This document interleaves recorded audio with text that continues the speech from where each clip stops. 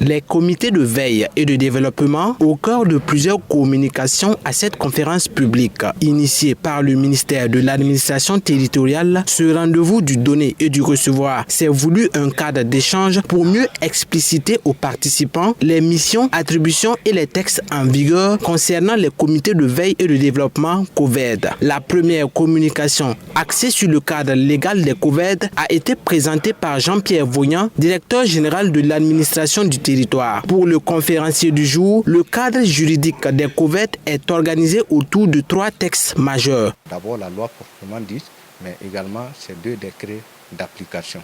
Il y a également un règlement intérieur qui a été notamment un décret portant un règlement intérieur au sein donc des COVED. Il faille que l'État, mais aussi les collectivités puissent effectivement accompagner de sorte à éviter que ces structures ne manquent totalement de moyens de fonctionnement, mais surtout d'éviter que d'autres personnes mal intentionnées viennent effectivement de par leur investissement au sein de ces structures, ne les détournent de leur objectif premier. Rasmane Ouedraogo, ancien membre du comité de la révolution CDR, a présenté sous forme de communication un témoignage sur les leçons de la révolution afin qu'elles inspirent les COVED à mener à bien leur mission. D'abord, il faut qu'on se situe, si on est CDR, qu'est-ce que c'est que CDR?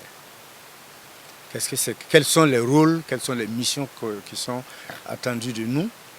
Et même quelles sont les missions que nous pouvons provoquer, parce que nous sommes le comité de défense de la révolution, nous devons être à l'initiative aussi pour résoudre un certain nombre de problèmes, notamment la mobilisation, notamment la défense du territoire, notamment aussi la formation militaire.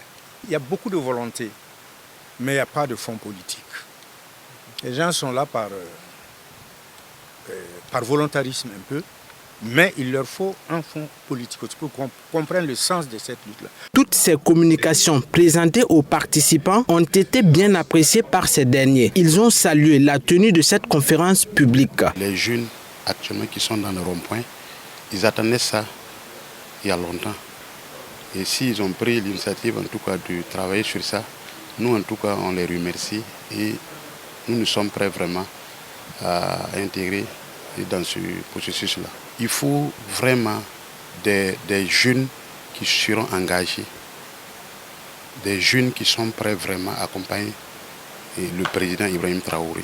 Parce que quand on parle de COVED, de comité de développement, je suis un point focal de développement. Donc logiquement, c'est notre devoir et notre rôle de connaître le fondement du COVED et pour pouvoir transmettre à la population burkinabé, à tous ceux qui voudraient être dans ces COVED. C'est une initiative que nous apprécions, qu'on nous développe effectivement le rôle d'un participant ou bien d'un COVED. Parce que quand on est dans le comité de développement, on peut nous appeler des COVED. Donc c'est notre devoir de connaître davantage le devoir qui nous est réservé pour accompagner la transition à pouvoir libérer le Burkina Faso. Pour rappel, cette conférence publique s'est tenue sous le thème « Les comités de veille et de développement COVED, législation et opérationnalisation ». Selon le directeur général de l'administration du territoire, passer les délais de sensibilisation sur le bien fondé des comités de veille et de développement, il sera procédé à la mise en place des bureaux exécutifs des COVED à travers des assemblées générales.